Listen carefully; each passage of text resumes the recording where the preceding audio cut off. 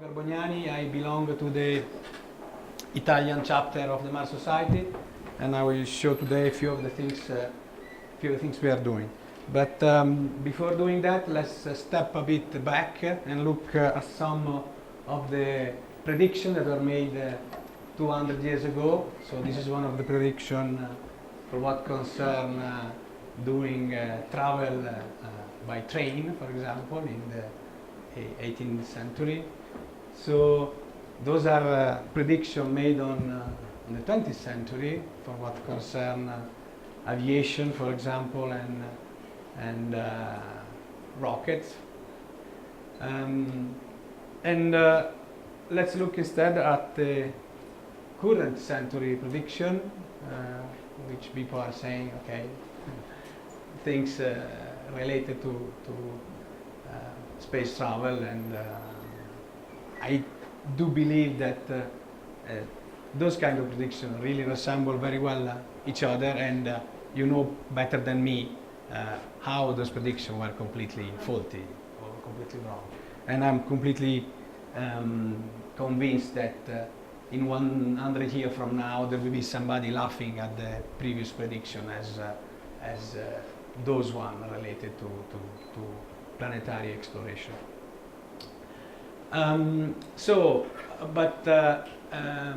To be concrete, instead of this prediction, let's try to understand what is preventing us to do Mars exploration.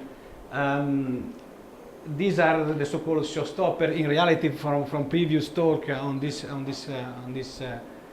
conference, we have seen that people do not want to call them showstopper anymore, because for each of them we think we have solution. But anyhow, those are things that are worth to be studied. So maybe they are not at all showstopper, as has been discussed on the previous days, but are definitely things that need to be studied. And since needed to be studied, one of the ways to study them, as has been discussed during this session, we need analog. And for what concerns analog, we thought that we should take just a bit of a different approach that could be complementary to the existing one. So the existing analog have limitation. For example, they do not simulate shielding, they do not simulate sealing, and because of that, they are very limited in simulating life support system, and in particular also dust mitigation and control. And the fact that are all of them in remote location, or many of them, or the majority in remote location, that imply that there are very elevated logistical cost. You can have a short seasonal use, so a high cost per hour, basically. And at the end of the story, some of the advanced studies are avoided just because you spend so much energy in logistics, in supporting the people there, that at the end of the story, complicated things become too complicated and you just give up in trying to do them. This is an example of how sealed is the MDRS. This is a photo from one of the students that is working with us at the moment when he was at MDRS. So MDRS is not very much sealed. So we thought to come out with a different approach and having a different way of doing an analog station that we called ERAS. And we think that we can profit of a different way of doing it by locating it in a populated area, so not in an extreme environment, but at this point profiting of the fact that is nearby, and you can support it much better, and you can do different things. And in particular, you can try to do it by also simulating radiation protection, by simulating the dust, and also doing a lot on real power generation technology, not using, let's say, for example, we have seen before MDRS or the Planet Peruvian one or somewhere else. You are typically tend to use standard technology for power generation. In this way, you would have reduced the logistical cost. You would use it all year around, and education and outreach opportunity would be enhanced, because again, the tourists or people were just nearby and could come. And typically the idea would be we would like to put these things in a densely, let's say, tourist populated area, so that, like, for example, northern Italy, where there are plenty of tourists there available, and at this point you can easily, or much more easily, bring those tourists to you and do outreach activities. Instead of, remote area where it would be very difficult. It's always very difficult to bring people there. This is the idea we have, just a preliminary, let's say, sketch design. For what concerns typology, we would like to go away from the typical tuna can habitat that we have seen till now, like MDRS, to try to test inflatable technology in particular. Again, you can see some sketch, and one of the part of the habitat would be a greenhouse.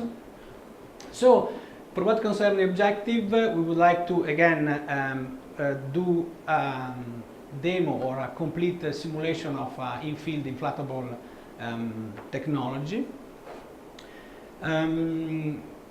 We would like really a lot to study human factor research. And again, these are typical objectives that you can think about.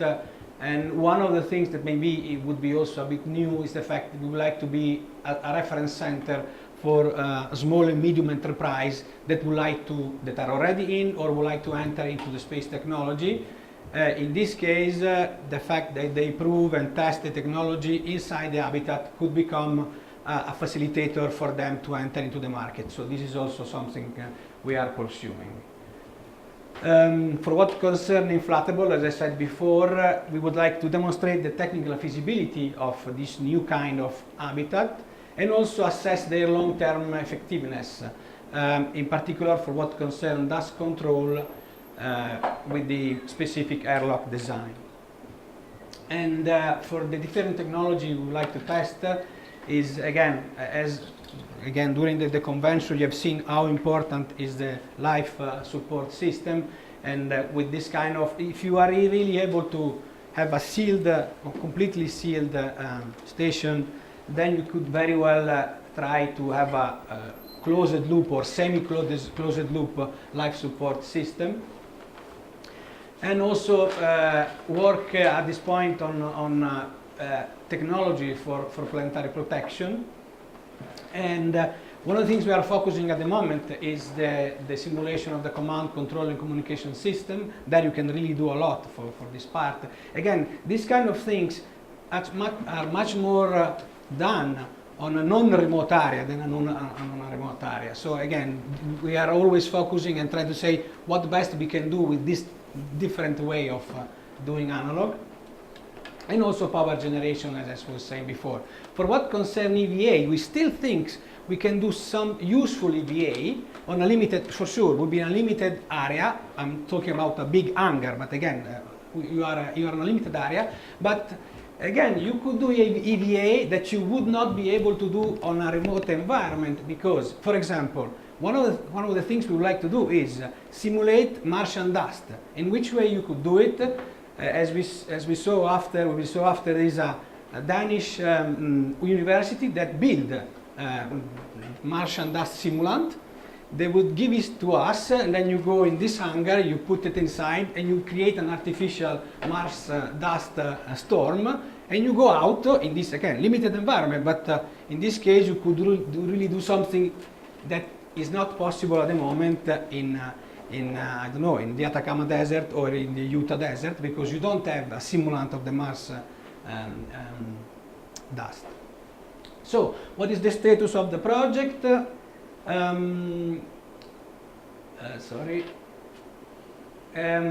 We have established a consortium. You see, few of the partners we have now are listed here, not all of them. But so we built a quite strong consortium for really build these things. We have made a project proposal that has been fully defined and submitted for the European Commission, that what is called the 7th Framework Program, FP7 funding. Unfortunately, so this we have done it last year. We had the result this year. Unfortunately, no luck and no money. But we are continuing seek funding, and we hope to find those money. Obviously, respect to the money we saw before, for example, for the Atacama one, we are talking about much more. Because of the fact that you want like to build an hangar plus, I mean, the technology we are talking about is quite more complex. So, for example, for the proposal we put together, we are talking about something like 3 million euros. Okay, so like $4 million. Okay, but as we were quite near in the sense the score we got was not that far from being considered for funding. So again, we will try again, and anyhow we are keep going around and trying to seek funding. Maybe also in step, in the sense that maybe we could start to concentrate on subsystem. You know, this kind of proposal is kind of a one shot. You have to put a big proposal together and so on. But maybe for the future we may try to see if we can found a subsystem of. Since we don't have the big money, with little money we are anyhow going on for what concerns the command, control and communication system, subsystem. That is the one that will provide monitor and control for the habitat, all the communication and communication with the EVA crew member, and also all the data processing, plus also the core of what we call the crew mission assistant that will be there to assist the crew while outside or inside the habitat. For what concerns this, what I call the C3 system, is we have classified it as a distributed control system, and we did it because we think that for this subsystem we could reuse existing technology. So those distributed control systems, you may imagine they are the one always used all around for, I don't know, electrical plants or chemical plants or something like this. So controlling what they call SCADA anyhow, a system that control big plants. And we think that this technology can be reused for something like this. And this distributed control system provides you all the fundamental service like communication, online database, configuration database, all the logging, what is going on. And these things typically come in what they call frameworks. And in frameworks, basically, you can just take it, reuse it, and you don't have to reinvent the wheel, basically. So, and then you can focus on the specific control solution you want to do for your system. We have selected, so we look at what the existing control framework. We have selected this one, it's called Tango. This Tango framework is used on the synchrotron community, so on the big synchrotron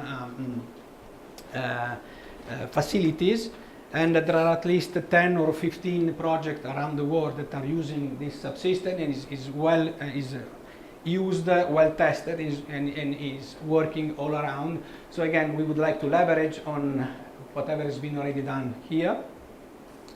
This is the diagram of the C3 subsystem based on this, let's say, framework, and this is what could be called the software bus associated. And these are all the servers that we would like to build and attach to here. Oops. Okay. We have already started doing something. So the specific things we would like to implement on the prototype are the environment monitoring, the parameter from the crew for what concerns health and safety, using human-machine interface technology for interaction with rovers, very similar to what has been presented before by the Peruvian project. For what concerns also communication with the simulated space probe, and also for what concerns the crew mission assistant, the first two components we are dealing with is now the detection of an anomalous situation from spacesuit data, from biomedical data, and also the prediction of solar energetic, of solar storms. We have already done few field tests, collaborating with the Austrian Space Forum, basically the Austrian chapter of the Mars Society, we can say like this. And we have done field tests in Dachstein in Austria, and we kind of did remotely support of the field test they did in Morocco this year.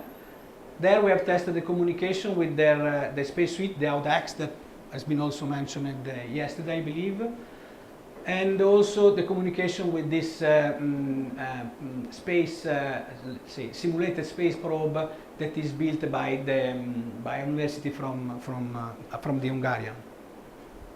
And the tests were kind of quite successful. The next step is what is going on at the moment is the following. We have been selected. We are very happy to have been selected as an official Google Summer of Code mentoring organization. The Google Summer of Code is a program from Google. They finance students every summer. They do work. They get a good paycheck to work on open source project. So we kind of completely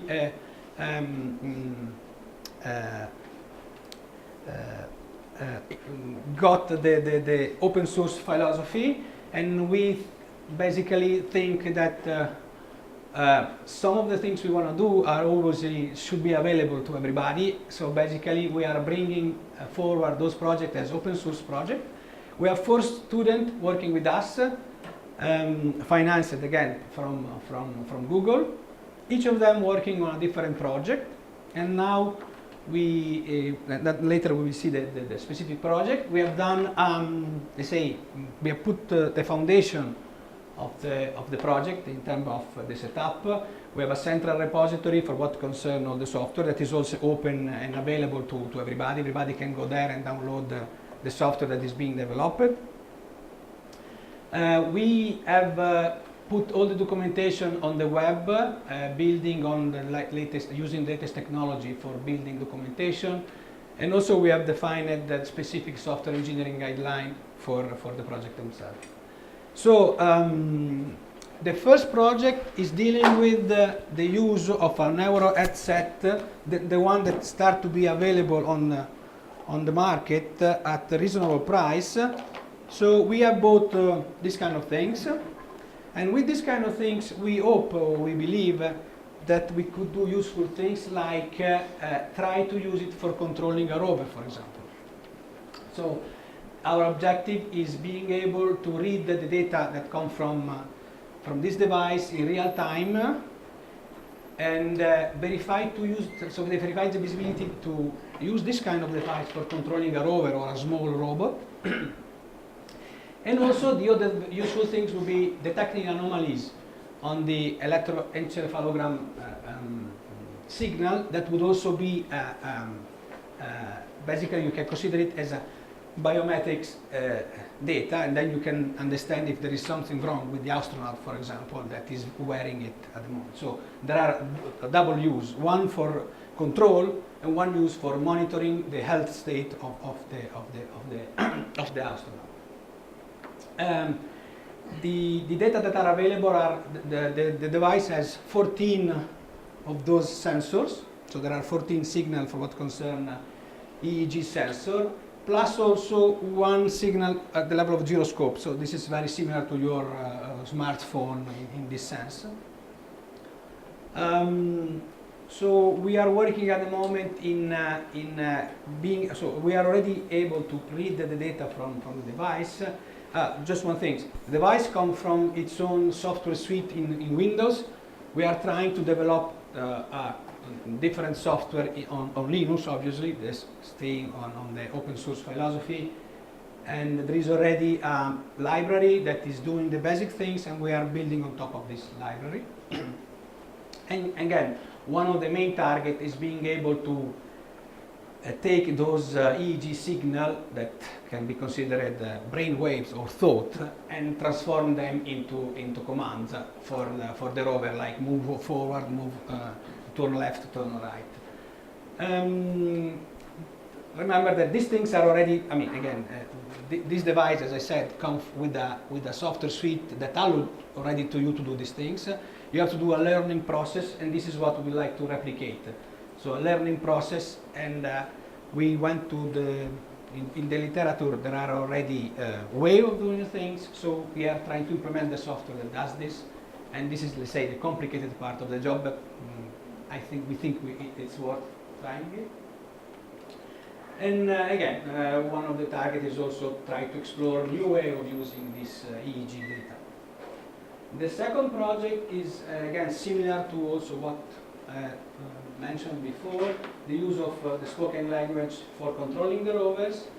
We would like to use again a full spoken dialogue system, and that has this kind of architecture, so a very generic architecture in which you have an automatic speech recognition, a spoken natural language understanding, dialogue management, and here you have task management in the sense that in our case we are focusing on use of command and control. Okay? In our case, these things, the domain-specific things, would be command and control for a rover.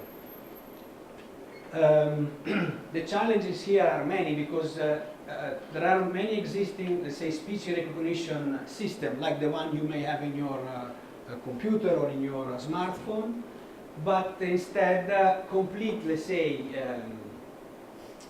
SDS systems are not many. They're only at academic level, and and many of them are not very flexible in the sense that adding specific domain like command and control, as we would like to do, is not straightforward. We have found a possible solution. There is a framework called OpenSpeak that seems promising, and we are studying it, and we would like to build our system on top of it. The other project is the one related to solar flare prediction. Again, in previous day we have seen how important is predicting solar flare, because they can be very dangerous for astronauts during an EVA. This is the basic, let's say, structure we would like to implement. In a database, we will have historic data coming from existing satellites, so there is plenty of historical data for what concerns solar flare. And we would like to use a neural network to do this job, to try to do this prediction. In the sense that, okay, you do the training of the neural network offline on historical data, then you get the, let's say, online data from satellite, and you try to make prediction that could be useful for a crew, like in 2 hours, in 3 hours, in 1 day there will be a solar flare, so please look for shelters or this kind of thing. So the idea is having a neural network that is trained on years of data, and then in real time the trained network should be, we hope, will be able to provide prediction in especially a few hours time frame, so that it could be useful for people that would be doing exploration activities on Mars. We are using neural network because we think that is the best way to go. There are libraries available for doing the job, and also others. NASA itself is using neural network at the moment to try to solve the solar storm prediction. In general, space weather is a very complex problem. Till now we don't have a big, fantastic solution. We have difficulties to do weather prediction on Earth for the Sun, where the physics are even much more complex. It's very difficult to do it. So we think that try to put there, let's say, computational brute force may be a possible way. And again, there are at the moment many projects also from the community that are trying to use neural network to do this job. So we hope to provide our own contribution. Indeed, one of the problems here is that we are, for what concerns space weather, we are becoming data rich. So there is many satellites, there is many data available, but we are knowledge poor because we don't really know how to use those data in a useful way to make prediction, for example. So we would like to give our little contribution in becoming more knowledge rich for what concerns this kind of prediction. So the fourth project is the heart rate monitoring. So we focus on the heart rate for what concerns biometric data. And we would like to find anomalies on the basically the relationship between heart rate and physical activity. There are data available on the web for what concern historic data that could be used. And then the idea is that on the field we would like to again collaborate with the Austrian Space Forum. The AUDA X suite is equipped with accelerometer that give you the physical activity, and is also equipped with with heart rate data that are available on the telemetry from the suite. The solution we have thought for this heart rate is based on anomaly detection at the end. Basically, here what we are thinking is an algorithm in which you create a single, let's say, signal or a single feature that is the ratio between the heart rate and the acceleration. You go through, I mean, some downsampling, and again, some, let's say, in this case, algorithmic things that are summarized here. Basically, you receive the data, the heart rate in this case, and the acceleration. You buffer and downsample. You create two parts. One that is what the so-called lead windows, that is the current situation, and lag window, that is your history basically. And then you compare them to try to find anomalies. This is the basic idea. And then again, you try to compare, and this will become a warning that something is going wrong for what concerns the astronaut that is out in the EVA. So the next steps are the following. We have to respect, obviously, the specific timing of the Google Summer of Code program that starts basically in around beginning of July and end in September. So we would like for middle of September having all the software tested, all the servers that run the different project frozen and well tested. And also, this is I am the one keep pushing on it, having available very good documentation, because those students, those students are almost our hope is that they will remain the community, that will keep working with us, but obviously they will have their professional life and so on.